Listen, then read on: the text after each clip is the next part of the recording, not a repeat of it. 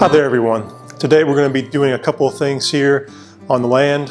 First thing is we're going to be heading back outside to clear off some more of the garden area, and we're going to be moving a swing set across the other side of the property, getting that thing out of the way. That way we can make room for the hoop house or high tunnel, depending on who you ask. I guess it's technically a high tunnel that I'm planning to build, and so we want to make room for that. And then also the expansion of the garden, picking some posts out, clearing off some property, raking up some more leaves and things, and just getting everything ready to go. Also going to be moving out an old rusty burn barrel that's on the property that's just really a danger, a hazard to the kids. And so I really hope that we can put in a fire ring pretty soon, but that old burn barrel just needs to get gone. So it's going to be out of here. After that, we're also going to come back inside here into the workshop to check out what kind of seeds that I purchased over the last few days. And we have what I think is a pretty good variety, but it's good for us. And so I'll talk more about that, just why we have selected the seeds that we have selected and what the thinking is in that, the thought process in picking those out, and also what our plans are moving forward into the future with seed starting and so forth. And so we want to kind of get all this stuff ready to go, also get some trays and pods ready to go to get our seed starts ready. But the big thing is going to be getting that land ready to receive the hoop house or the high tunnel, because I want to try to get all these seed starts outside into that high tunnel. Even though in Michigan we're still a little bit on the front end of things, I'm a little bit nervous about doing that, but I don't see that it's going to be possible for us to have all these seed starts inside of our house. So we'll just see how things go. Now, a lot of this gardening stuff, it's trial and error. A lot of the homesteading stuff in general is trial and error. So you want to learn from other people's mistakes. You want to learn from what they do well, and then you kind of learn and make your own mistakes. Some things you do well and some things you don't. And so that's part of what this is all about. So let's go ahead and head outside, and we'll see what we got out there, and then we'll come back in. So right here over my right shoulder, we have this burn barrel that needs to be out of here.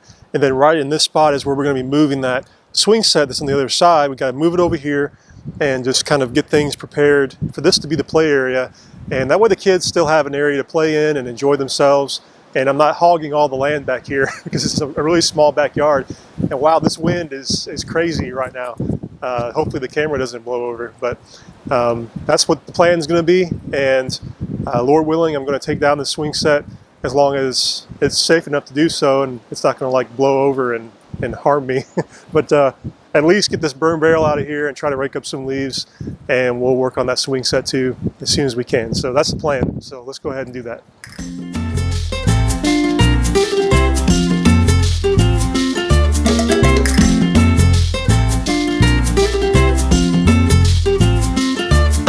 The chairs are on the table.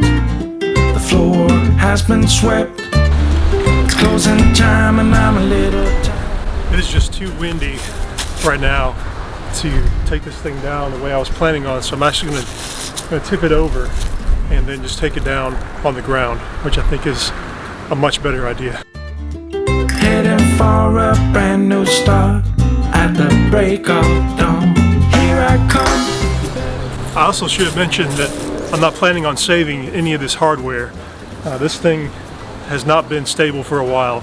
This hardware is no good. It's all bent up. It's rusting. So I'm just getting rid of this hardware, and we have new hardware in the house to be able to replace the swing set for the girls. Nothing can stop me. I'm going for gold. I'm out of the dark. I'm out of the cold.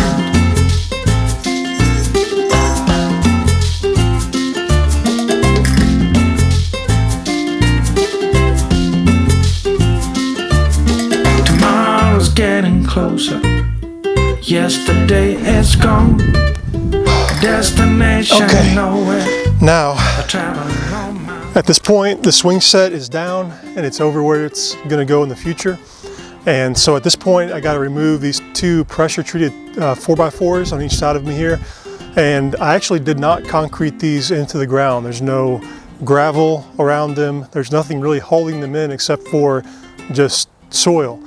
And so I did that again because of this idea that we are on property that does not belong to us, and so this is like borrowed land, and we don't want to have anything in place that we can't reverse pretty quickly, because you just never know. And also, you know, it's our hope that at some point we have our own place where we pay for it with our own money and it's ours. But things are moving forward. I'm ready to move on.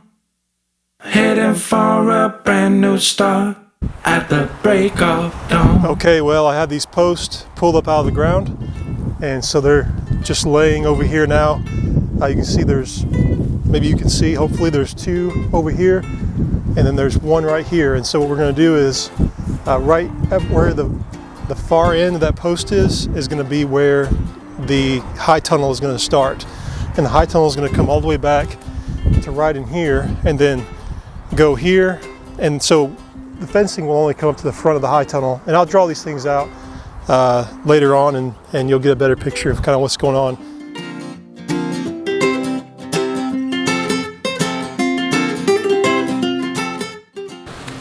Okay, so you're probably wondering why on earth we're taking up all this mulch, which I did mention this in the last video, why we were going to do that. But the real issue is that last year I mulched all around our vegetables, which was awesome because it kept down the weeds. We weeded very little, and also it helped to keep in moisture, which also was part of the problem because this ground just does not get the greatest of drainage. Probably need to have more peat mixed in and things, but also it's just it doesn't get a lot of sunlight, which is not that great for a garden, I know, but it's just what we got to work with. So last year I was going to lay down plastic over this moving into the winter season, but I never got around to doing it for various reasons, and it snowed here pretty quickly, and that was pretty much the end of it.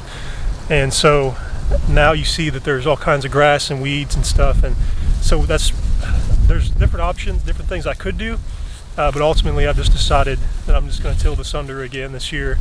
And you know, tilling in mulch into your ground while you're trying to grow vegetables is not the greatest of ideas. I mean, you don't want all that mixed in to the soil with your vegetables when you're trying to grow them. So we're getting up the bulk of this, and if a little bit gets into the ground, not a big deal. Most of it's pine bark, and there is some cypress in there, but it's mostly pine bark, so it's not that big of an issue. But we want to get as much up as we can, and then I'll go ahead and till up this ground. And we are not going to just throw this away. This is going to be used, probably be used for pathways and such. And I might use a little bit of mulch around the vegetables this year. It won't be this, it'll be some new mulch, but probably not. I think Anna just found a grub. Another one, another grub.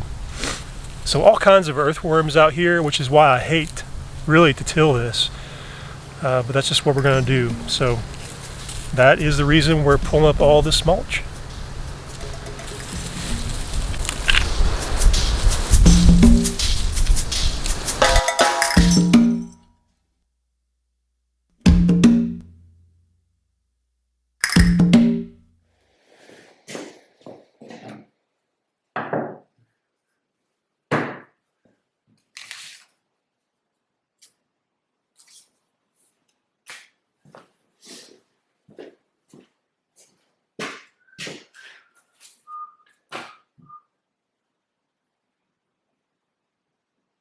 Here I come, you better watch out, you better beware, the rumor is out, nothing can stop me, I'm going for gold, I'm out of the dark,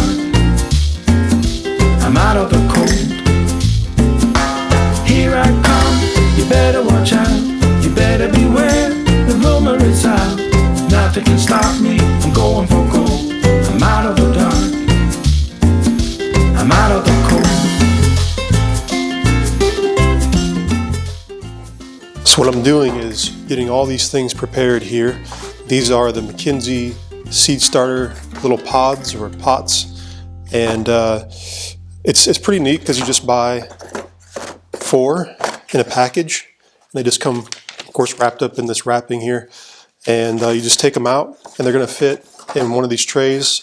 I got the trays that are not corrugated. They don't have any slots in them because I'm going to be probably starting these indoors, though it's possible I could move them into the hoop house or the high tunnel, whatever you want to call it. I'm not sure, so I wanted to make sure that I don't have slots in the bottom. Hey Jim. Hey. I'm making sausage. Okay, I'm recording a video. I don't want any sausage though, thank you. I want to make sure I don't have slots in the bottom because I don't want water leaking out all over the place. So that's what's going on here. And you just you have 4 in a package, and each of these holds 4. So it's pretty self-explanatory. You get 1 package per tray. And then you can just lay them out. I know they're a little bit hard to get out. 1, 2, 3, and 4. So there you go. And so that gives you in each one 1, 2, 3, 4, 5, 6, 7, 8 times 4. And so that gives you 32 pods overall in order to plant your seeds and get your seeds started. And these are biodegradable, all natural fibers made from recycled materials. They encourage root growth. I know that because it says it right here in the package. I got these this year, which I think this is a good option. But really what I want to do in the future is get the individual plastic pods that you can use over and over again. Because for me, this is about sustainability as well. And quite frankly, these aren't sustainable. It's good that if you're going to use ones that are throwaways, that you get ones that are biodegradable. They're just better for the earth. And also these are made from recycled materials. So those are good things. But overall, the best thing for sustainability on the homestead is going to be to have things that you can use over and over again. And so these trays can be used over and over again. But the pods really can't. I mean, once they're used the first time, then they're no good. I think I may have just mentioned that you can actually plant these in the ground with your plants. I'm not a big fan of doing that, but so I'm going to just be removing the starters from these and planting the starters. So without the pods, and then just probably putting these in the compost pile. I'm going to see if I'm not sure if anybody else is doing that or not, but I'm going to give it a try. So that's about it for these. Right now I'm just doing preparations, and I am going to work on I'm working on getting all the seeds together, and I'll show you the seed packets and how I have everything laid out. And there are some seeds that I can't get right now, so I'm having a hard time finding some. But overall, I've found pretty much everything that I want to get. We have a small area, so we don't have a lot of space. So I'm trying to be careful on what I grow and not overdo it. So let's talk about, just for a second, seed starting mix. Some people make their own seed starting mix, which is awesome. I think that's great. I do not have time to make my own seed starting mix at the moment, and I also have a lot to learn about making my own seed starting mix. Also reconstituting soil, meaning using soil that's been used before, soil that maybe there's a danger of having fungus or bacterial growth that you don't want, bad bacterial growth that might be bad for your plants, and then you want to reconstitute that. You want to kind of start it over again, recycle it to use it again. I don't know a lot about that stuff. I'm learning, and so maybe in the future. But right now, I am buying this Burpee organic seed starting mix, and this stuff is just terrific. Terrific seed starting mix. It's hopefully it's going to be great this year as well. And also, this is just kind of a bonus for right now, because this is not everything you need is inside of the seed starting mix. You don't need to add anything to this. Obviously, water and warmth, and then sunlight. But other than that, you don't need to add anything to this. No, you don't need to add extra nitrogen, phosphates, calcium, lime, things like that. You don't have to add anything. to this. But then also just I have some organic bone meal, organic blood meal, and so this is going to be an organic, all-natural source of nitrogen, where if you get the synthetic nitrogen fertilizers, you won't use this with seed starting. This will be once we transplant the starters into the ground, then we'll be looking at using things like nitrogen fertilizers, phosphates, calcium, things like that you'll want to add, especially like with tomatoes. But you'll with the organic blood meal and all these things, the great thing about these is that with the synthetic fertilizers, you risk overdoing it and burning your plants and harming your plants. And with these, I mean, maybe there's a point to where it's too much and you just overdo it.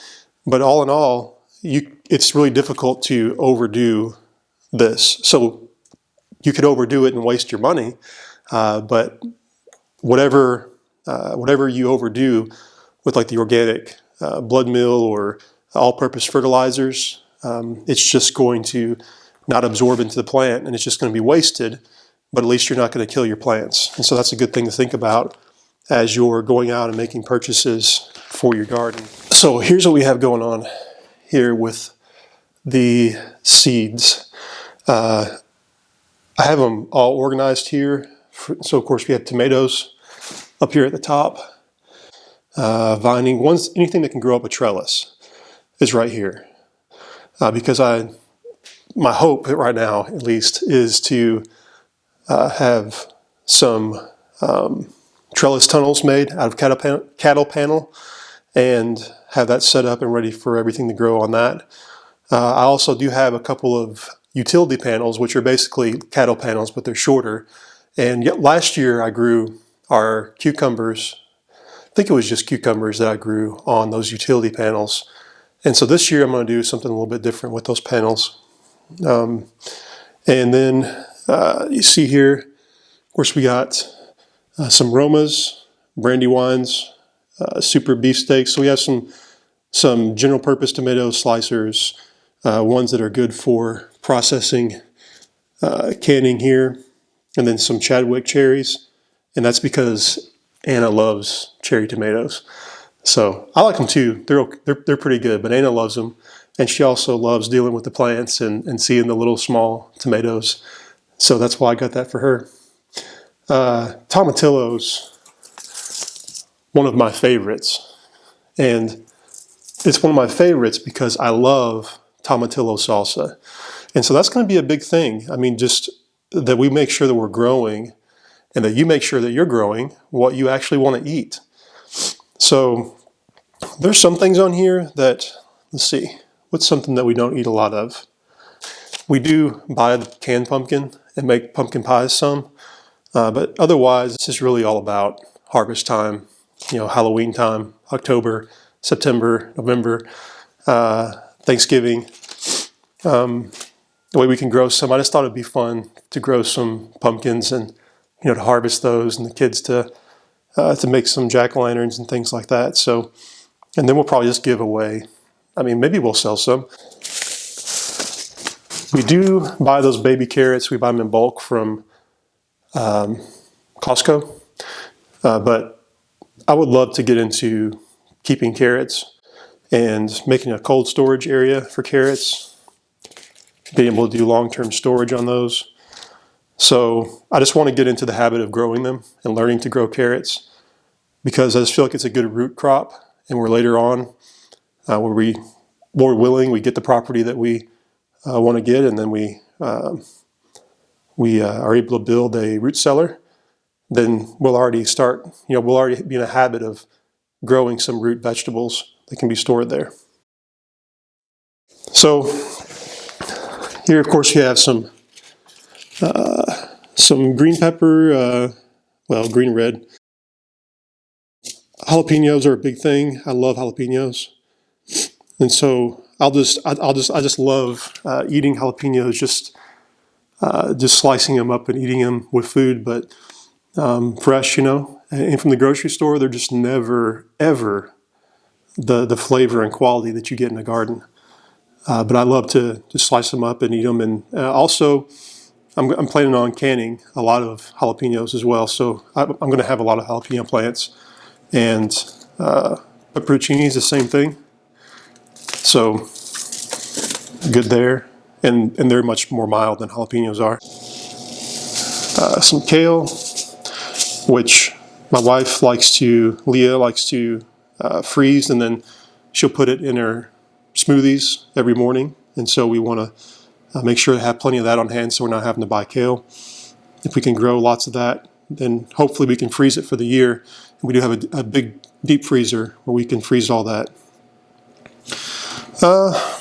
Beans. And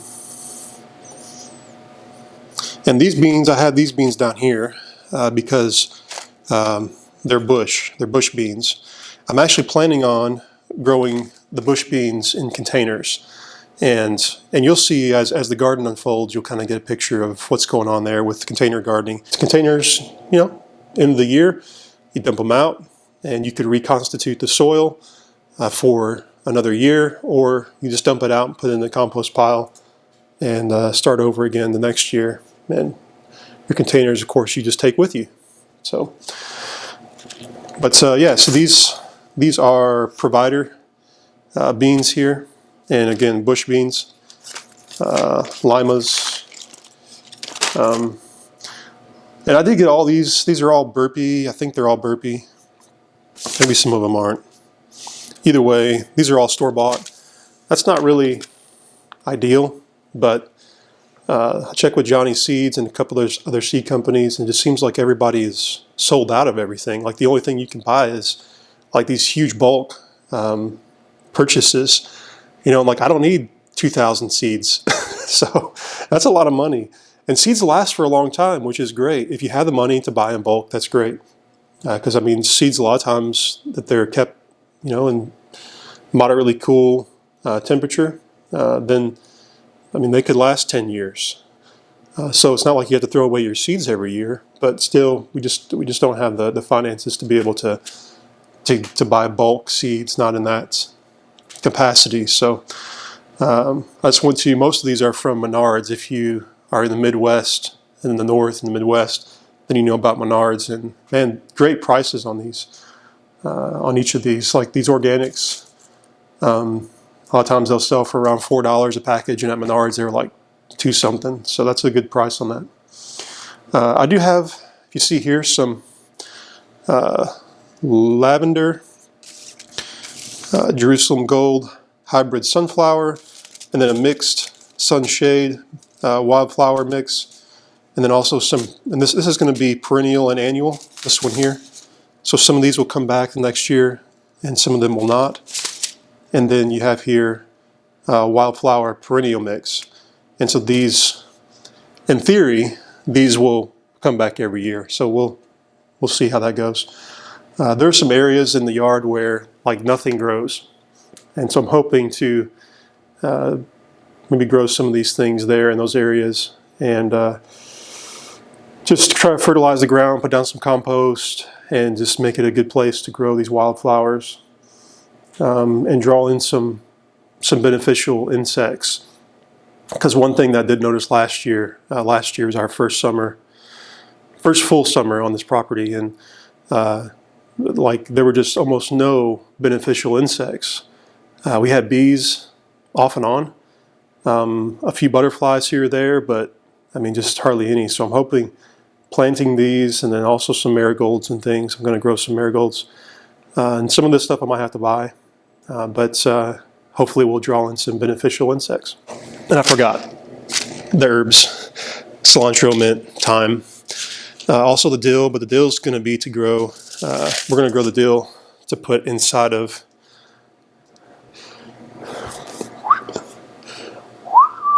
There it goes.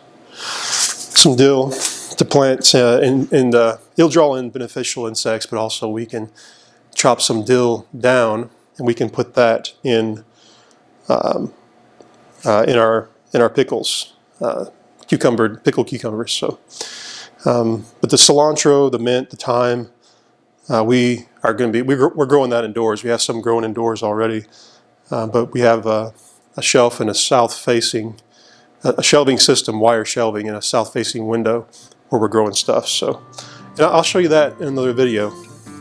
That might be where I put our starters if I can't get the high tunnel up fast enough.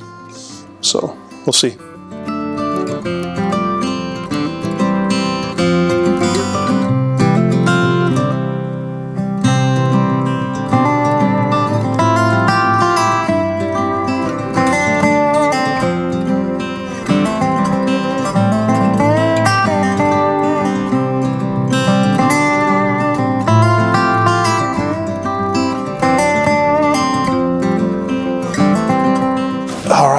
Well, it is the end of the day today.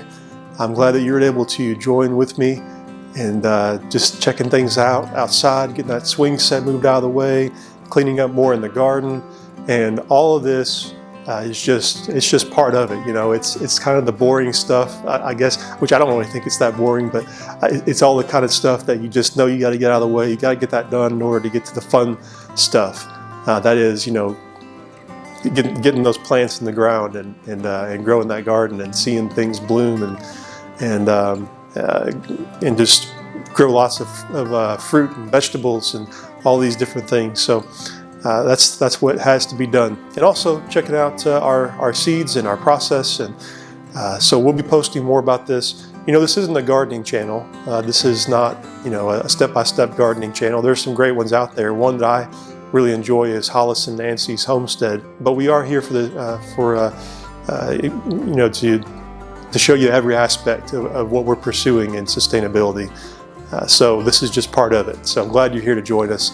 Hit the like button, hit the subscribe button, leave some comments down there. Let's get some conversation started in the comment section about what your plans are for gardening this year. That's definitely something I'd like to hear. Tell me about your seeds and your seed starting process. And that's something I definitely would like to know, because everybody has a different kind of process and a different outlook on that. So I'd like to know what your thoughts are about that. All right, I'll see you next time.